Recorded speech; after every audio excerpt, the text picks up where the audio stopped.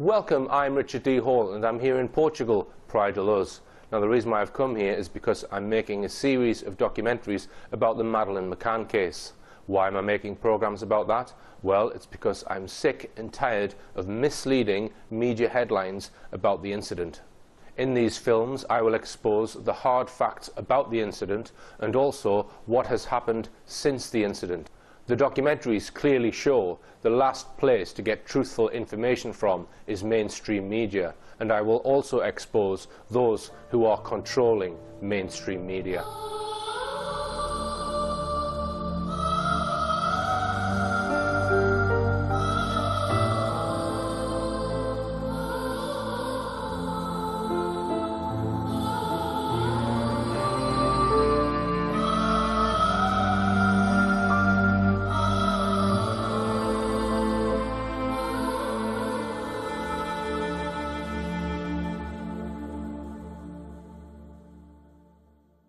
To sum up, we have looked at three sets of investigators who were employed by the McCanns to search for Madeleine for the year from September 2007 to September 2008. Gary Hagland's speciality was money laundering. Metodo 3 was a thoroughly disreputable detective agency who were frequently involved in or suspected of criminal activity. Halligan was an out-and-out fraudster and liar, another criminal. Three Metodo 3 men who worked on the Madeleine McCann case, Francisco Marco, Julian Parabanez and Antonio Gimenez Raso, have all spent time in jail following allegations of criminal activity, one of them, Gimenez Raso, being in jail for 4 years. Kevin Halligan was also jailed for 4 years. None of these agencies or individuals unearthed one single usable fact about who might have taken Madeleine or where she was. Between them, the McCanns probably paid them a total of well over £1.5 million, with absolutely no result. Where is the mainstream media's coverage of these extraordinary facts? Nowhere. This brings us back to the reason why Clarence Mitchell, the head of Tony Blair's media monitoring unit, was appointed to the job of being the head of PR for the McCanns. He once boasted to a Spanish magazine, L'Espresso, "I was the head of the 40-strong Central Office of Information Media Monitoring Unit. My job there was to control what comes out in the media." Enough said, I think. After the McCann team sacked Halligan in August or September 2009, Brian Kennedy turned to two local contacts to head up the McCann team's investigation. One was former Detective Inspector Dave Edgar, who lives in Crewe, just a few miles from Brian Kennedy's mansion. The other was another retired police officer, Arthur Cowley, who lived in a hilltop cottage on Hulcon Mountain, in Flintshire, North Wales. Their main activity over the next 3 years seemed to have been to promote a series of unlikely stories about who might have abducted Madeleine, which I'll look at in a moment. But first, let's look at yet another deception perpetrated by the McCann team in relation to these men. In truth, they were men local to Brian Kennedy, handpicked by him to work in his investigation office in Knutsford, Cheshire. But Kennedy and the McCann team tried to pass the two men off as heading up an already established and successful private investigation agency. They chose to mislead the press and the general public in thinking that Dave Edgar was the boss of a successful detective agency called Alpha Investigations Group. There was only one problem with this. There was no such detective agency. It was just two men chosen by Kennedy and working completely under his direction. It was not what it seemed. But the McCann team's strategy was brilliantly successful.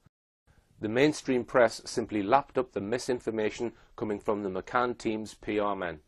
In a moment I'll explain how this deception was perpetrated, but first let's look at the way mainstream press simply recycled the McCann team's deception over Alpha Investigations Group. One of the first mentions of this bogus Alpha Investigations Group came in the article in the Belfast Telegraph on the 13th of September 2009. And in a parallel article based on the same source in the Independent's Sunday Life magazine. The article claimed that Sunday Life can now lift the lid on how Edgar's Alpha Investigations Group private eye agency really operates. Renowned for leaving no stone unturned in his UK murder investigations, Dave now spends his days with a 4-strong team probing every lead that comes into his office. The article referred to his business partner, Arthur Cowley. This was no lifting of any lid. It was simply the media printing what the McCann team was telling them about Dave Edgar. In fact, it is us here at Rich Planet TV who are now lifting the lid on this and all the other things about this private investigation that have been deliberately hidden from the public until now. It was, however, back on the 14th of May 2009 that the Daily Mirror first mentioned the bogus Alpha Investigations Group. The article praised Edgar to the skies for being one of the most brilliant detectives Britain has ever had, citing his alleged work in solving the murder of Gary Newlove. The Mirror then told us that Edgar found himself at the heart of several successful murder investigations in Cheshire, whatever that might mean. The Mirror then told its readers Mr. Edgar now runs the Alpha Investigations Group with business partner Arthur Cowley. In a Daily Star report a week later, the McCann team's PR spokesman Clarence Mitchell was quoted as saying that Mr. Edgar is following a potentially vital new lead. For operational purposes, I cannot say where Mr. Edgar and his team are exactly, but they are following up a very encouraging lead. Mr. Edgar believes Maddie could be hidden in peasant villages close to the Algarve resort of Praia de Luz, where she was snatched. Mitchell misleadingly referred to Edgar and his team. It was not Edgar's team, it was Brian Kennedy's. Then The Independent on the 23rd of May chipped in with a long article by Cahal Milmo. Once again, Edgar and Cowley were portrayed as amongst the most dedicated and brilliant detectives in the land. Milmo then claimed, newly retired detectives and their uniformed counterparts are entering the nebulous and lucrative world of private investigation, such as those running the Alpha Investigation Group, the company headed by former detectives Dave Edgar, 52, and Arthur Cowley, 57, which has been employed since last year by the Find Madeline Fund. Pausing there, The Independent in this one sentence has claimed two key things. One, that there was a company called Alpha Investigations Group, and two, that the Find Madeline Fund was employing this company. Other media quickly followed suit. On the 26th of May, the thisischeshire.co.uk news website referred to Dave Edgar and Arthur Cowley, the duo who now run the Alpha Investigations Group.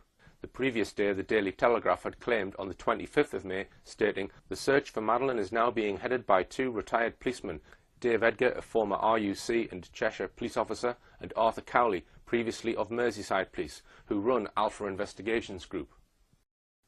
One newspaper even referred to a claim that the McCanns have used the company since some time the previous year, i.e. 2008. These claims essentially portrayed Alpha Investigations Group as a long-established, successful private detective agency headed by Dave Edgar. None of it was true, as we shall now see. These are the facts. 1. There never was a company involving Messrs. Edgar and Cowley called Alpha Investigations Group. 2. A company with a similar name was, however, formed several weeks after all these stories appeared in the press. 3. It was called Alpheg, not Alpha Investigations Group, and was formed on the 16th of June 2009, nearly 5 weeks after Alpha Investigations Group received its first public mention in the Mirror. 4. Alpheg was formed as a one-man band company with Cowley as the sole director. 5. The base of Alpheg was not in Cheshire, as claimed in the mainstream media. It was Arthur Cowley's home in the Flintshire Hills. 6. In fact, Edgar and Cowley were operating from Kennedy's office in Knutsford. 7. Dave Edgar, who was portrayed in the mainstream press as the director of this allegedly successful company, in fact had nothing to do with it. He was neither the owner, nor even a director, nor even a shareholder. 8. Alpheg had no employees. 9. Alpheg has never had any presence on the internet. 10. Alpheg had no assets to speak of. 11. There was no evidence that Alpheg had ever traded. 12. Alpheg never had an office. Apart from Edgar and Cowley using Kennedy's Knutsford house, its registered address was Treetops, Pant y Goff, Halcan, Flintshire, CH8 8DH. 13. The company was numbered 069-29397 and incorporated on the 10th of June 2009. 14. Its sole owner was Arthur John Cowley. There is no mention of Dave Edgar being involved with this company at all. We can also demonstrate that the McCann team were actually behind the creation of Cowley's Alpheg company.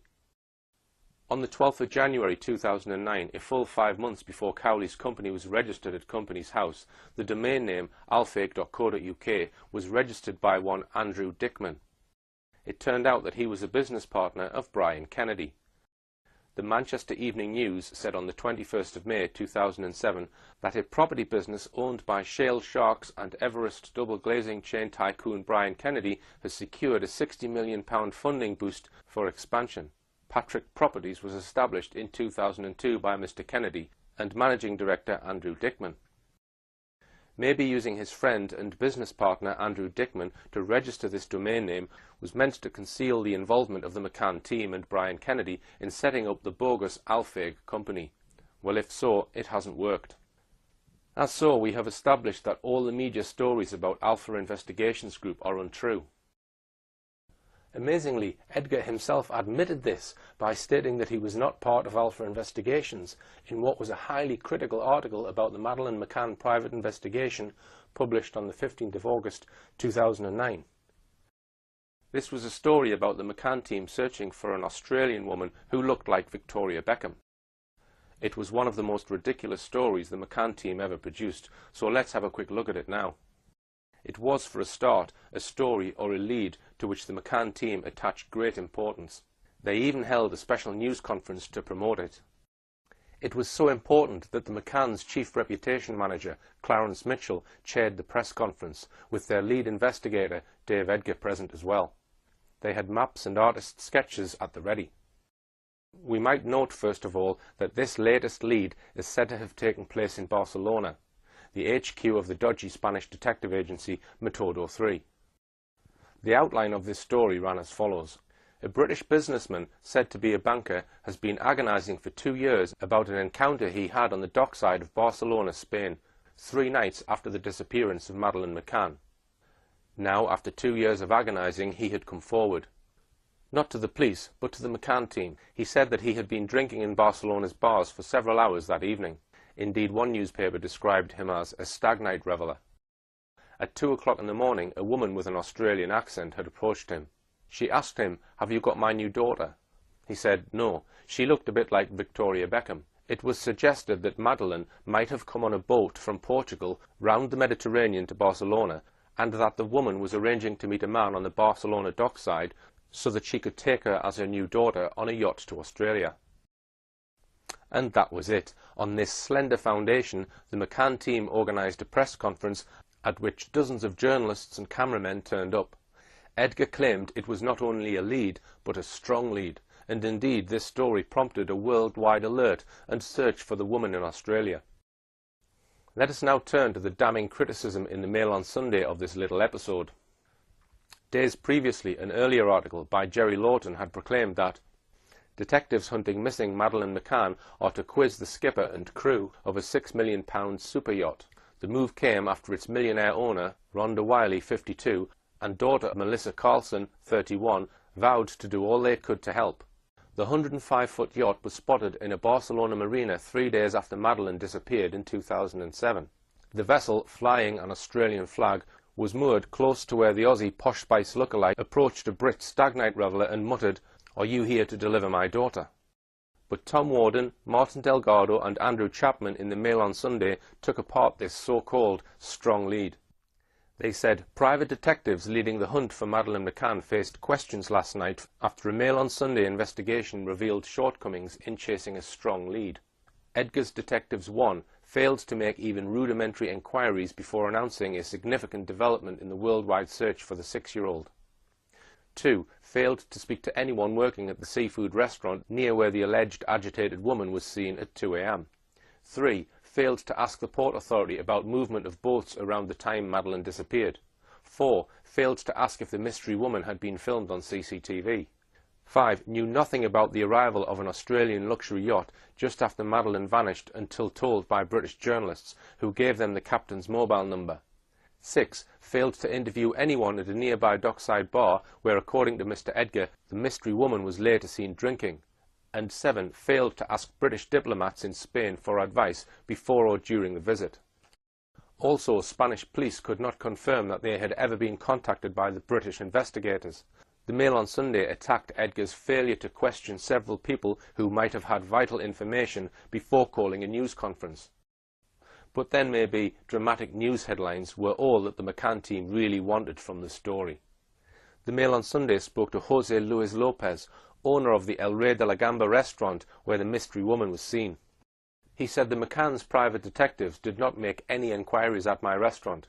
I am almost always here when the restaurant is open, and my staff would have informed me if anyone had approached them about such an important matter. You are the first person to ask about this Australian woman. The manager of the bar next door, Kennedy's Irish Sailing Bar, said the same. The Barcelona port director, Juan Guitar, asked about it. He said, "Nobody has been here asking questions about Madeline for this Australian woman. This is the first I have heard about any possible link to the port." A senior Port Authority worker added, "There are several security cameras monitoring the port, but we have not been approached about footage from the night in question. I would have expected anyone carrying out the investigation to at least have asked about it." A source at the British Embassy in Madrid said, "The detectives didn't inform us or the consulate in Barcelona that they were coming to Spain, nor ask any help in their investigation." A highly experienced private detective with over 20 years' work tracing missing people added, "I can't understand why the Madeline detectives would have released this story and leave it to the public without first making their own investigations in the port. It beggars belief that they did not speak to the owner of the restaurant or the port authorities." The McCann detectives had not even checked port records for the dates of the 6th and 7th of May, the days the British banker was in Barcelona. The Mail on Sunday, however, managed to see them and traced 9 boats that arrived in the port, one of which was unfamiliar. It was a £6 million Sunseeker powerboat, Willpower, owned by an Australian multimillionairess, Rhonda Wiley. The Mail on Sunday interviewed the captain. They commented, "Mr. Edgar's team are in the embarrassing position of having to explain why it was left to reporters to discover the boat's presence in Barcelona and trace its former captain." The Mail on Sunday article was interesting for another reason. The McCann team sought to blame Edgar's assistant, Arthur Cowley, for the Barcelona debacle. Asked to explain himself, Edgar said, "We are a small team. Mr. Cowley's company had no connection with the Madeline investigation. I am employed by the McCann family and I pick my staff." In these words, Edgar had effectively blown apart the claim that he was the boss of the imaginary Alpha Investigations Group. He, not Alpha Investigations Group, had been hired by the McCanns, and Alphaig was Cowley's company, not Edgar's as the mainstream press had consistently claimed. There was also one truly extraordinary statement made by Dave Edgar at this press conference. He referred to the abductor. He said the abductor might have been a woman, not a man. The statement completely beggared belief. The McCann's close friend, Jane Tanner, had insisted that at 9:15 p.m. she had seen a man carrying a girl in pyjamas near the McCann's apartment. She described his long, sleek black hair, his dark jacket, his mustard-coloured chino trousers, and his black winkle-picker shoes. The description was given to the world. Only 5.5 months later, a ridiculous delay, did the McCann team publish this artist's sketch of the man said to have been seen by Jane Tanner. The sketch was circulated worldwide, being represented as the man who abducted Madeleine McCann. How then could Dave Edgar possibly say that Jane might have seen a woman, not a man? Clearly this led to people wondering if Jane Tanner's so-called sighting was a complete fabrication. Despite the fiasco of their attempt to pin the abduction of Madeline on a young Australian woman who looked like Victoria Beckham, the McCann team, with the help of Dave Edgar, continued to work on a series of highly improbable stories about what really happened to Madeleine McCann.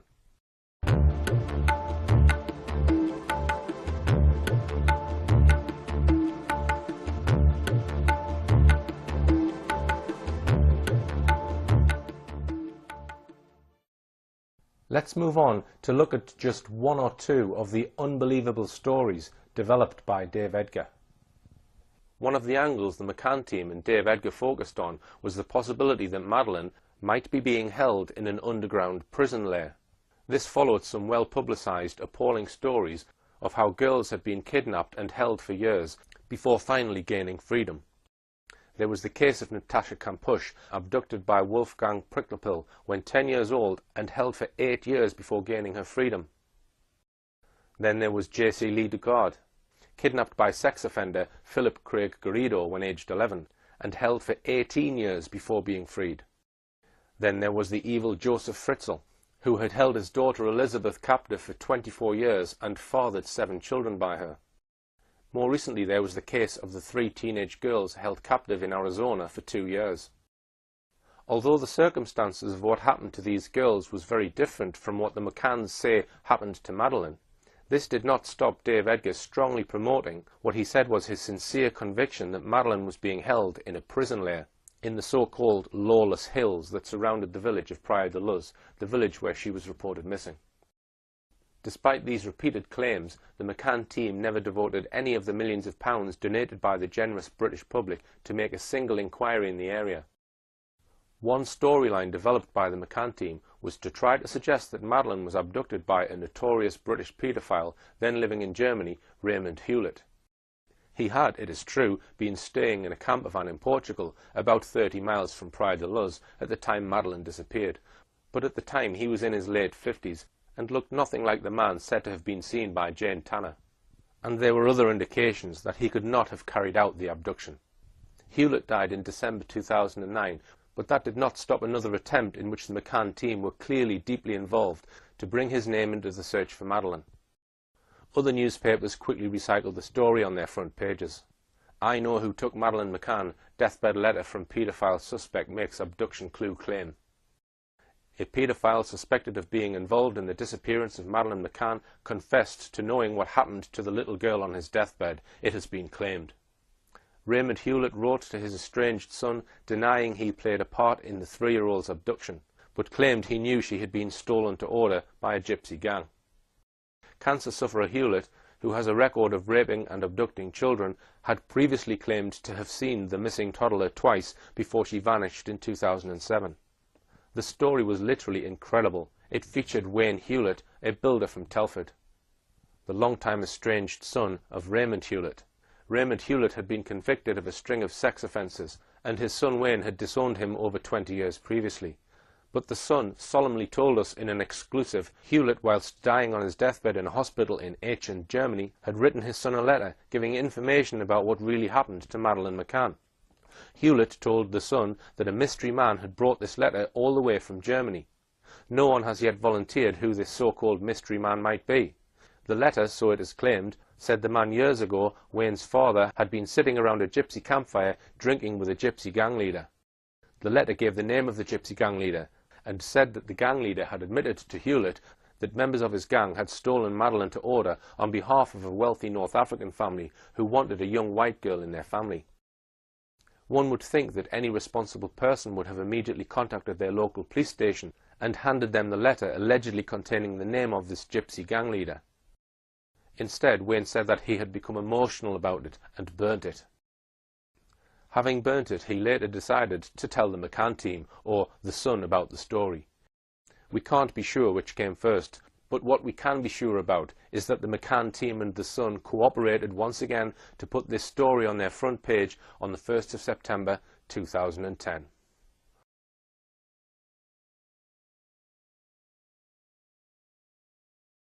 In this final section of our in-depth look at the Madeleine McCann case, we are going to look at a significant aspect of this case which simply cries out to be explored. And that is the quite remarkable extent to which the British government and other political, media and establishment figures at the very highest level have been involved in actively assisting the McCanns and in promoting their claim that Madeleine had been abducted right from the very first day Madeleine was reported missing. So let's begin right away by introducing all the top-level people who rushed out to Praia de Luz in the first week after Madeleine's parents first alerted the authorities that Madeleine was missing. In doing so, let us bear in mind that it was always possible that Madeleine might have wandered off, or that she could have been recovered from wherever she had been taken. One presumes that all those who rushed out to Praia de Luz were doing so in a bid somehow to find out what happened to Madeleine McCann and hopefully find her alive. But as we take a much closer look at who rushed to get involved, we begin to wonder quite what was the agenda of some of these people and groups. An obvious place to start is by looking at what consular help the McCanns received from the British ambassador in Portugal. At the time Madeleine McCann was reported missing, Tony Blair was the British Prime Minister. His Foreign Secretary was David Miliband. His Chancellor of the Exchequer was Gordon Brown. The Blair government was renowned for the fortune of taxpayers' money spent on his PR men, spinners, or as some have called them, professional liars. A key person in this exercise in controlling the media was the head of the government's so-called Media Monitoring Unit in the Central Office of Information. It reported straight to the Cabinet Office at number 10 Downing Street. At its head was Clarence Mitchell, the very man who for the next 7 years was to be the main point of contact for the media covering the Madeleine McCann story. As we saw in the first programme in this series, when asked what his role was at the Media Monitoring Unit, Mitchell answered without hesitation to control what comes out in the media, which is exactly what he has done for the past 7 years. And we know from a Freedom of Information request that Clarence Mitchell was formally appointed to head up the Madeleine McCann PR campaign on Sunday the 6th of May, barely 48 hours after Madeleine had been reported missing. What was it, we might well ask, which was so important about this story that the head of the government's main media unit needed to be sent out to Portugal full-time to cover this story? What exactly was the government's interest? What could a PR man do to help find out what happened to Madeleine McCann? Another leading civil servant sent out to Praia de Luz was Sherry Dodd, a left-wing journalist who worked for the Daily Mirror before Tony Blair appointed her his Special Foreign Office Ambassador to the McCanns the very next day after Madeleine's disappearance. That now makes 2 very high-up civil servants dispatched to Portugal within 48 hours. It was described in some media as unprecedented. Dodd had been a long-serving senior spokeswoman for the government. The Foreign and Commonwealth Office announced that she was being deployed as the press officer responsible to act as media liaison officer for the McCann family. She flew out immediately to be at the McCann's side for press conferences and to attend police interviews. Her instructions, so far as the public were concerned, were to offer every possible consular assistance to the McCanns. But it seems clear that right from the start her instructions were to do a lot more than that. Because of an international British government letter leaked to a Belgian newspaper, Le Dernier Heure, this is what the Belgian newspaper informed its readers. 1. An unnamed diplomat warned the government in a letter of inconsistencies in the witness statements testimonies by Madeleine's parents and their friends about the night she was reported missing, adding people were not where they claimed to be. 2. After visiting the McCanns, the diplomat voiced concerns about the confused declarations as to the precise whereabouts of Kate and Gerry McCann and their friends in the final hours before Madeleine's disappearance. 3. The letter went on to comment on the McCanns' lack of cooperation with the Portuguese police. 4. The letter stated that a senior civil servant at the Foreign and Commonwealth Office had earlier suggested to consular staff that they exceed their authority and put pressure on the Portuguese authorities. 5. The Foreign and Commonwealth Office in London had commanded that British embassy staff give all possible assistance to the McCann couple. 6. Diplomats were told the McCanns must be accompanied at all times during any contact with the Portuguese police by either A member of consular staff, or B, by British police officers sent out from the UK. We will come to the nature of the British police sent out to Portugal in a moment. 7. The author of the letter warned London of the risks of siding with the McCanns as completely as had been demanded. It said, "With the greatest respect, I would like to make you aware of the risks and implications to our relationship with the Portuguese authorities if you consider the possible involvement of the couple. Please confirm to me, in the light of these concerns, that we want to continue to be closely involved in the case as was requested in your previous message." None of the contents of this explosive report from a British diplomat have ever been mentioned in the British press. We cannot be sure who was the author of this damning report, but all indications suggest that it was the senior Foreign Office civil servant we mentioned just now, Sherry Dodd. We do know on the record that Sherry Dodd's work in Portugal came to a sudden end on the 17th of May 2007, just a fortnight after Madeleine's disappearance. The indications are that Sherry Dodd compiled her damning letter within a day or two of her arrival in Portugal. She seems to have been the one person in the entire British government who was bold enough to express any doubt about the McCanns' claim that Madeleine had been abducted. In 2008, a Freedom of Information request was made to try and obtain disclosure of the contents of all communications between the British Embassy in Portugal and the Foreign and Commonwealth Office in London. This was denied on the grounds that the release of such information would in some way endanger or irreparably damage international relations between the UK and Portugal. The first government minister to get involved in the case was Gordon Brown. At the time, he had been Tony Blair's Chancellor of the Exchequer for 10 years. He was shortly to become Britain's Prime Minister. We know two specific things about his close involvement in the Madeleine McCann case in the first 3 weeks after Madeleine was reported missing. First, we know from Gerry McCann himself, and this has never been denied, that he made several mobile telephone calls to Gordon Brown himself. Don't you agree that there were a lot of details that in a certain way contribute to people to doubt of you? For example, when you went to the Vatican so quickly, all the contacts that you've made. Can I ask you, Gerry, if you personally know Mr. Gordon Brown, the Prime Minister? No, and we still, we've never met Gordon Brown. We've spoken to him once on the phone, several weeks after Madeline was abducted. Second, we know that Gordon Brown leaned on the Portuguese authorities to persuade them to release a description of a man with a child that the McCann's friend insisted had been near their apartment at about 9:15 p.m. the night she was reported missing. The McCanns and Jane Tanner had told the Portuguese about this alleged sighting in the hours following Madeleine's reported disappearance. But the Portuguese police, right from day one, thought her so-called sighting was fabricated. They did not want to release details of this sighting as they thought it would mislead the public. However, it is known that Gordon Brown spoke on the telephone to the Portuguese authorities, demanding that they allow Jane Tanner's sighting to be reported and asking for the public's help in identifying the suspect. And so it was on the 25th of May 2007, over 3 weeks after Madeleine had been reported missing, that Gerry McCann and his PR spokesman Clarence Mitchell summoned the world's press to make this announcement. The Portuguese police later released the same description, but in a very low-key announcement. The McCanns had got their announcement, but no artist's sketch or e-fit accompanied Gerry McCann's description. That was partly because Jane Tanner said she had seen the man sideways on and didn't see his face.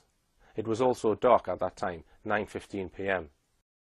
It was an almost unbelievable 5.5 months later that the McCann team did produce an artist's sketch, and this was it. It was hard to know what good this would do so long after the event, and without a face. When the sketch was eventually released, the British press obligingly and uncritically published it on all the front pages. Of course, it didn't lead to anyone being identified, but it did powerfully reinforce the idea that Madeleine really had been abducted in the public's mind. But why was Gordon Brown so much involved in this? He was not the Foreign Secretary, David Miliband was. And why was the government so much involved as to seek to force an obviously very reluctant Portuguese police force to allow a description of a man which had every appearance of being fabricated released to the world? Why would Gordon Brown not allow the Portuguese police to get on with their investigation unhampered? As we shall see a bit later, Gordon Brown got even more involved when he became Prime Minister. Tony Blair resigned as Prime Minister on the 27th of June 2007 to make way for Gordon Brown. But he and his wife Sherry were in direct touch with Gerry and Kate McCann.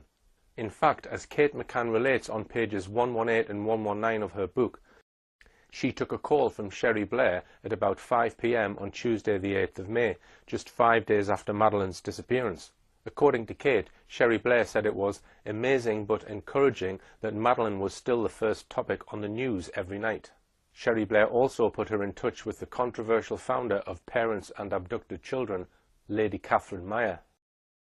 It was less than 48 hours after this conversation that on the 10th of May 2007, Tony Blair announced that he would resign as Prime Minister the following month.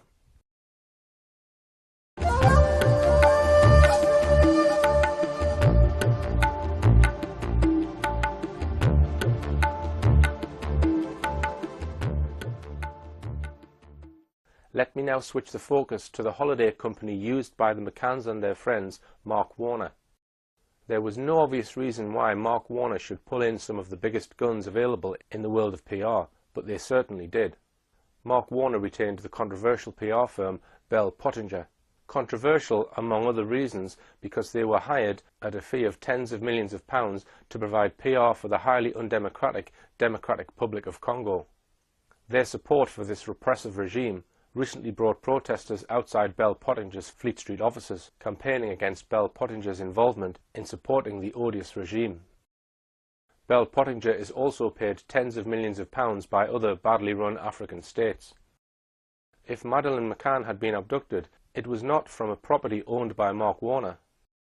Moreover, the McCanns had refused to employ evening childcare facilities laid on by Mark Warner at the Ocean Club premises where they were staying. They used neither the evening creche nor the baby listening service. Alex Woolfall, the head of crisis management at Bell Pottinger, one of the most senior men there, was dispatched immediately, arriving the following day on the 4th of May. Yet, as we've been pointing out, as far as anyone knew at that stage, Madeline could have been found any day. How exactly the presence of the head of crisis management at Bell Pottinger could help in the police search for Madeline is not clear at all. One of the strangest things about this involvement is that no sooner had he arrived in Praia de Luz than he got hold of the McCann's cameras and began an immediate search for what was on them. He did so together with the McCann's relative from Skipton, Michael Wright. Quite why he did that is uncertain. One of the leading mysteries in the case is why the so-called last photo produced by the McCanns, allegedly taken at precisely 2:29 p.m. on the day Madeline was reported missing, was not produced until a full 3 weeks later. Why, if it was on the camera on the 3rd of May, was it not released for 3 weeks? Why, in fact, did the head of crisis management at the powerful media relations firm of Bell Pottinger need to look at the McCann's camera at all? In her book, Madeline, Kate McCann gives an interesting, if selective, account of the events leading to Jerry McCann's emotional statement to the media at 10 p.m. on the day after Madeline's reported disappearance. What is interesting is the sheer volume of important people milling around the McCanns by 5 p.m. on the 4th of May, just 19 hours after the McCanns had first reported her missing, and just 8 to 9 hours after the first news reports went out on Sky News, the BBC and ITV. Helpfully, she lists some of them. Alex Woodfall, head of crisis management, Bell Pottinger public relations firm. Top staff from Mark Warner in Portugal, John Hill, Ocean Club manager, Emma Knights and Craig Mayhew. The British ambassador to Portugal, John Buck. British Embassy press officer, Andy Bowes. The British consul for Lisbon, Liz Dow. The local British consul, Bill Henderson, with a colleague, Angela Morado. Alan Pike, a trauma psychologist from the Centre of Crisis Psychology in Skipton, North Yorkshire. Some of the McCann's relatives had already arrived, Kate's mother and father and her aunt Nora, who had cancelled a flight back to Canada where she lived so as to be able to fly out to Portugal.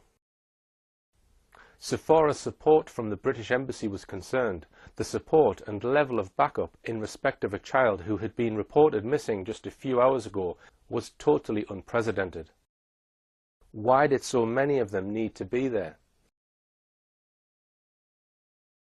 In addition to all the many people we've already mentioned, we need to look at the involvement of the British security services, an aspect which has rarely been mentioned in the British mainstream press, about which the government has been singularly evasive.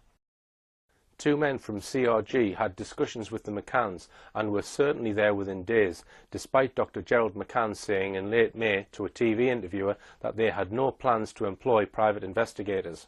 They were Kenneth Farrow and Michael Keenan. Mr. Farrow is the ex-head of the Economic Crime Unit in the City of London Police, and Mr. Keenan an ex-superintendent in the Metropolitan Police with specialist fraud and investigative experience. The McCanns were asked if now that they had already netted £300,000 in their No Stone Unturned fund, they would use any of that money for private investigators. Jerry McCann responded, "The advice we have received is that private investigators will not help at the moment."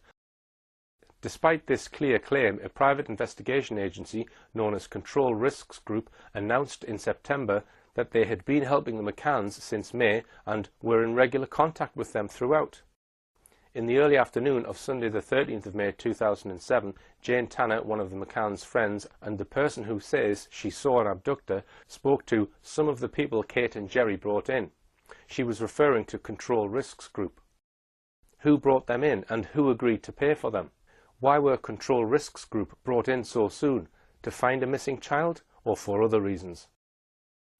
The involvement of the British security services very often means that the government has taken a keen interest in the matter. So just what was the government's interest in the mystery of the disappearance of Madeleine McCann? Now we come to yet another government agency which was involved from day one, the Child Exploitation and Online Protection Agency, or CEOP. This was an agency dedicated to the protection of children, especially from child sexual abuse, online grooming and child trafficking. It was absorbed into the National Crime Agency by the coalition government 2 years ago and no longer exists in a separate entity. At the time of Madeline's disappearance, its head was the controversial figure of Jim Gamble. I say controversial because Gamble will forever be associated with Operation O, the investigation into those allegedly accessing images of child sexual abuse on a website. You could only access this website by paying by credit card online. A lot of UK users of this United States website was passed to the British authorities and handed to Jim Gamble and his team to investigate. Let's just go to Wikipedia and see what they have to say about Operation O and about its head, Jim Gamble. It was the United Kingdom's biggest ever computer crime investigation, leading to 7,250 suspects identified, 4,283 homes searched, 3,744 arrests, 1,848 people charged, 1,451 convictions, 493 people cautioned, and 140 children removed from suspected dangerous situations, and an estimated 33 suicides. Operation O identified and prosecuted some sex offenders, but the validity of the police procedures was later questioned, as errors in the investigations resulted in large numbers of false arrests. Its chief executive, Jim Gamble, was accused of using vague terms which do not have a recognised meaning within either child protection or law enforcement when they defended the operation. This accusation came from an article by Charles Arthur in The Guardian. Coincidentally, it was published on the 17th of May, just a fortnight after Madeline's reported disappearance. Within days of Madeline's disappearance, Jim Gamble, just like Alex Woolfall of Bell Pottinger, was on the hunt for photographs, without, it seems, asking the Portuguese police for permission. Gamble begged the British public who had been on holiday the week the McCanns were there to send their holiday snaps. Quite why he thought this would help the Portuguese investigation is unclear. Indeed, we don't know if he ever sent these photographs to the Portuguese police. But CEOP had another controversial role in the initial stages of this investigation. The coordinator of the Portuguese investigation was Dr. Gonçalo Amaral. He wrote a book on the case, and he was controversially removed from the investigation. The book was called The Truth About a Lie, but it was yet to be published in this country because of a 5-year-long libel action in the Portuguese courts by the McCanns to try and have the book banned. It is actually still on sale and has been translated into 9 major European languages, all of them except English. In his book, Dr. Amaral mentions how members of the British security services, including staff from CEOP, helped to build a profile of the likely abductor. These men, whose names we don't know, soon put the name of Robert Murat into the frame. We could do a full programme on Robert Murat's involvement in this drama, and perhaps we will. He had joint Portuguese-British citizenship and was fluent in both languages. He had in fact been a police translator for Norfolk Police. He spent part of the year in England, part of it in Portugal, where he had a German girlfriend. For mysterious reasons, he suddenly booked a flight to Portugal at midnight on the 30th of April 2007 and was at Faro Airport in the early hours of the morning. Early on the 4th of May, as news was breaking worldwide of Madeline's disappearance, Murat volunteered to translate all the interviews the Portuguese police were doing of the McCanns, their friends and other witnesses. During these interviews, he acted so suspiciously and inappropriately, trying to sneak a look at confidential police documents on the case, for example, that a police inspector sent an urgent report on his behaviour to Dr. Amaral. Gossip about him was fed into the British mainstream media, and lurid headlines about him started to appear. His arrest was partly triggered by the work the CEOP staff were doing. Dr. Amaral in his book mentions that the staff from CEOP compiled a profile of the alleged abductor, compared that profile with Robert Murat, and convinced Dr. Amaral that Murat fitted their profile 90%. There is a big question mark about whether that was a genuine assessment, or whether it could have been part of a calculated ruse to get Robert Murat made a suspect, as indeed he was on the 15th of May. Authorization for CEOP to become involved at all must have needed authorization at the very highest level. Just who gave the order for the men from CEOP to be sent to Portugal? Before we leave the subject of Robert Murat altogether, here are a number of things for you to ponder about him. Murat was pulled in for questioning on the 15th of May by police. In interview, he was asked to give an account of his movements from his arrival in Portugal on the 1st of May to the 4th of May, when he volunteered to translate for the police. During this interview, Murat told the police 17 blatant lies about his movements during those 4 days. Here is a list of them. How was he caught out? Because several weeks later, the Portuguese police had analysed pings from his mobile phone to local mobile phone masts. These proved that he was not where he said he was during those 4 days. When these were put to him in a second interview on the 10th of July, he asked for a break in the interview. After the break, he came back and told an entirely different story. He told the police that on the 15th of May, he had been too tired to tell the truth. One of those 17 lies was not to admit that he was in fact at the Palmeiras Golf Club near Lagos on the afternoon of the 3rd of May, about 7 hours before Madeline was reported missing. Now, I've just pulled up at the Palmeiras Golf Club, which is a few miles east of Lagos, maybe 7 or 8 miles east of Praia de Luz. The significance of this increases when we consider 2 other points. First, the mobile phone records of both Robert Murat and Jerry McCann show a most remarkable coincidence. At about 3 p.m. on Wednesday the 2nd of May, both men suddenly switched off their mobile phones within 6 minutes of each other. Their mobiles then each remained switched off for a further 32 hours, until both men switched on their phones again at around 11 p.m. in the evening on the 3rd of May, an hour after Madeline was reported missing. Again, they did so within 6 minutes of each other.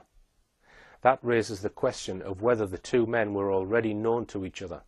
Now, it is alleged that Jerry McCann met with Robert Murat at this golf club sometime before Madeline went missing. So I'm just going to go in, take some footage of the outside and of the inside. Second, on this clip we see Jerry McCann, the day Robert Murat was made a suspect, asked a simple question. Do you already know Robert Murat?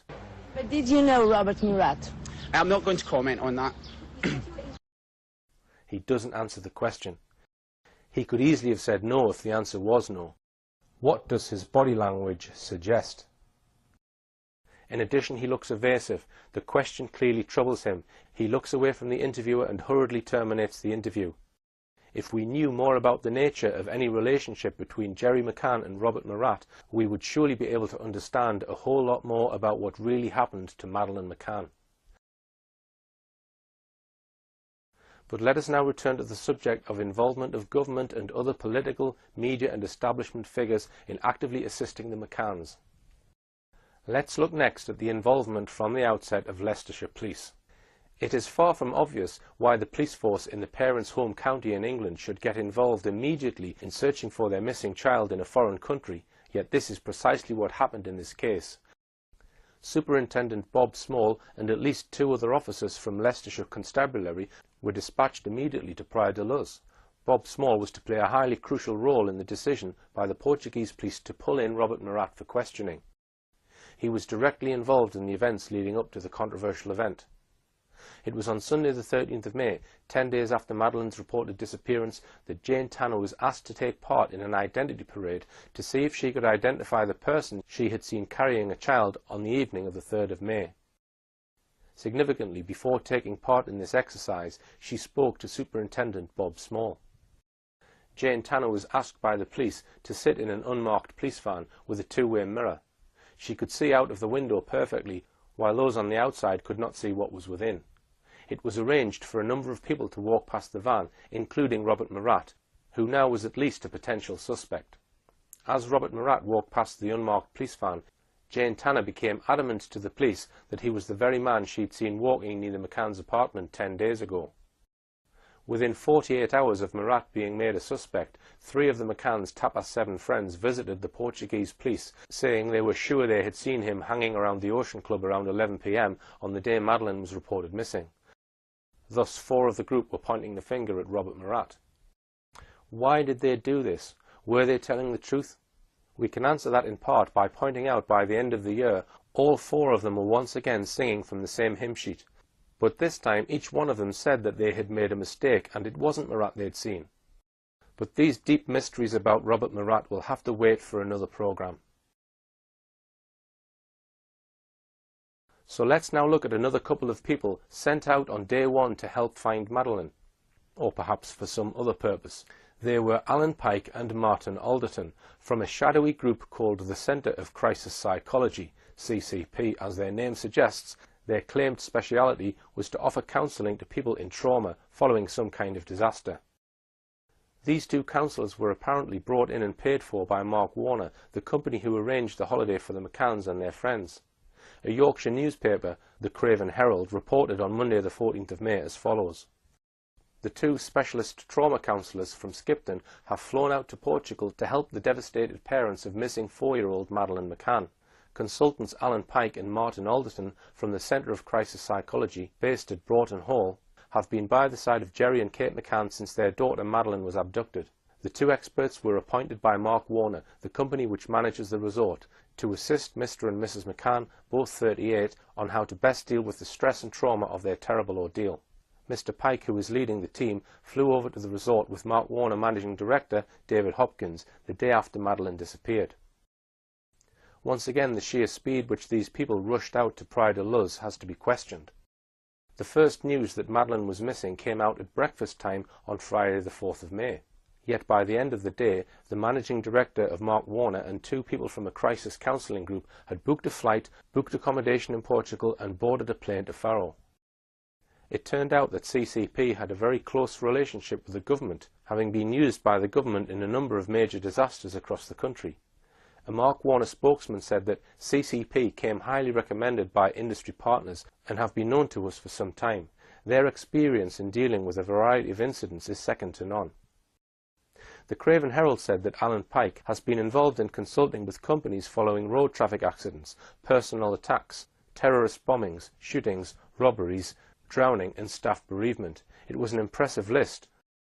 Amongst others to have used CCP was entrepreneur Richard Branson. Before the month of May was out, even the Pope was roped in to support the McCanns. This was on Wednesday the 30th of May, less than 4 weeks after Madeline had been reported missing.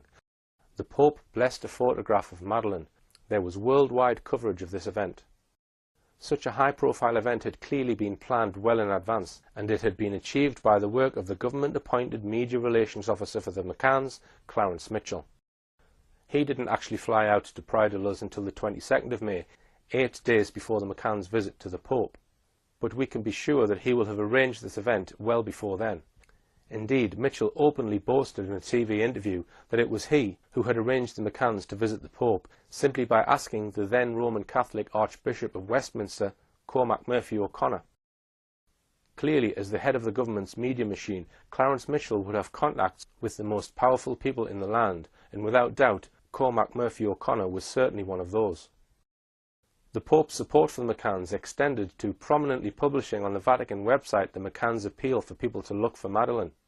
However, the Vatican has one of the best intelligence networks in the world, and just 48 hours before the McCanns were pulled in for questioning, the Pope deleted the page from his website. No doubt a Portuguese Catholic had tipped off the Vatican that the McCanns were about to be made suspects. In her book, Kate McCann praised Alan Pike to the skies. The effect our conversation with Alan had on us was truly amazing. To say it helped would be a gross understatement. Alan was and remains a saviour. Another shadowy organisation was ready to help the McCanns from day one, the International Family Law Group.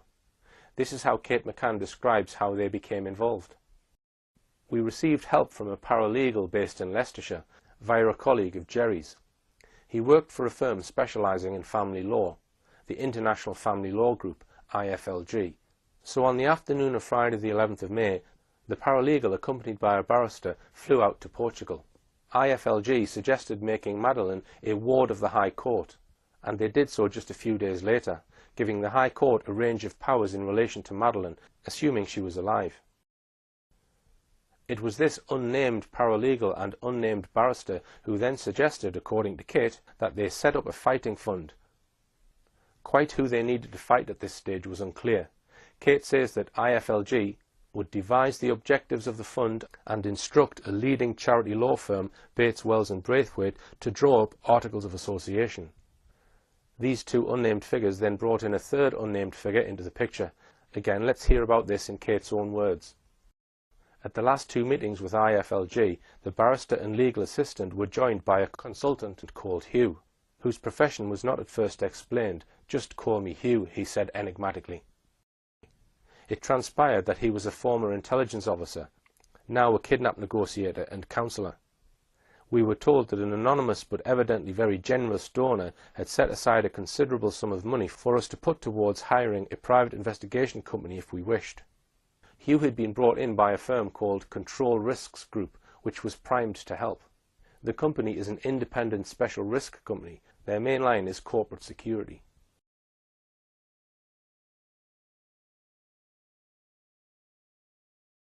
The involvement of government and their agents is unprecedented in this case. But I'm going to go back and consider this alleged abductor. We have the evidence of Jerry and Kate McCann. Jerry says he saw Madeline alive when he did his check on the children at around 9:05 to 9:10 p.m. that evening. Then, so it is claimed, Kate McCann discovered Madeline missing from her bed when she did her check at around 10 p.m. She maintained many times that she knew instantly that Madeline had been abducted. We know that the McCann's friends, the so-called Tapas 7, generally back up the McCann's story of an abductor.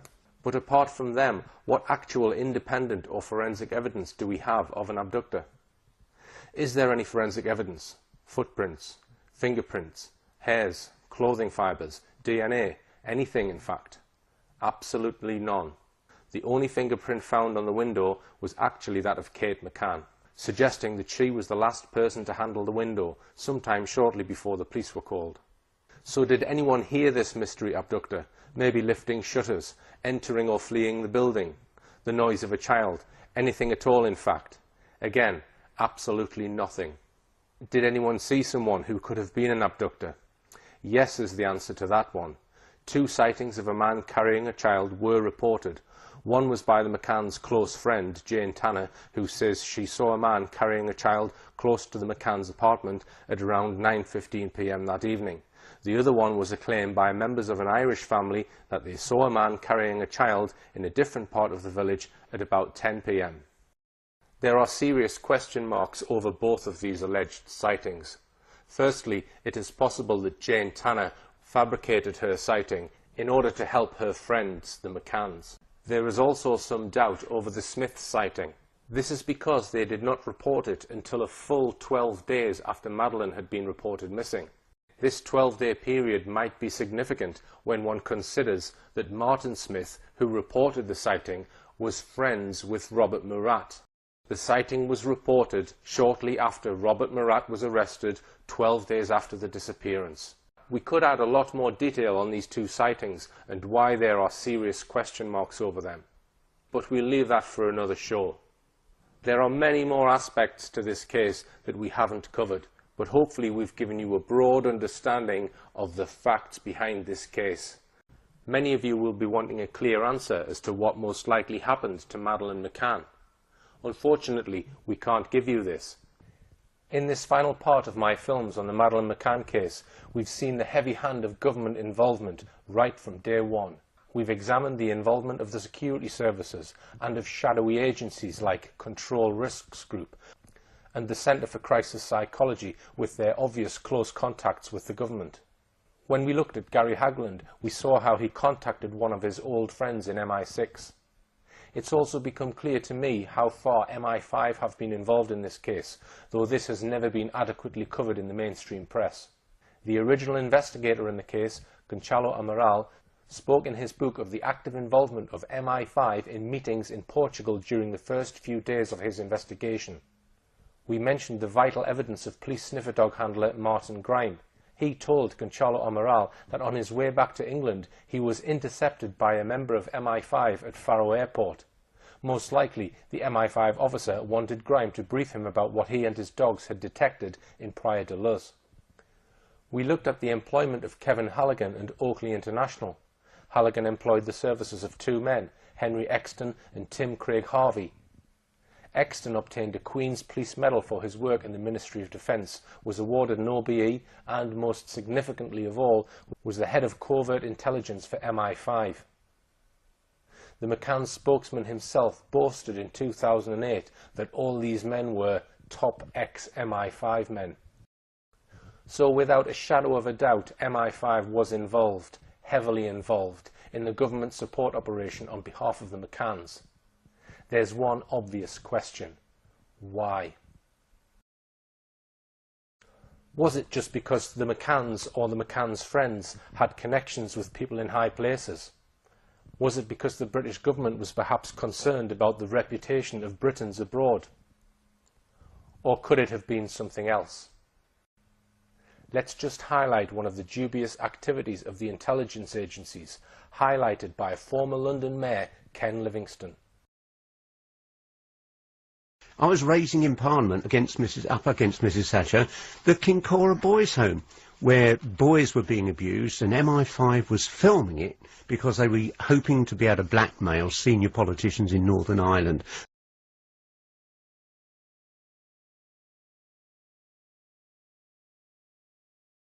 We believe there are certain secrets concerning the activities of the intelligence agencies which cannot come out. They cannot be brought forward into a court.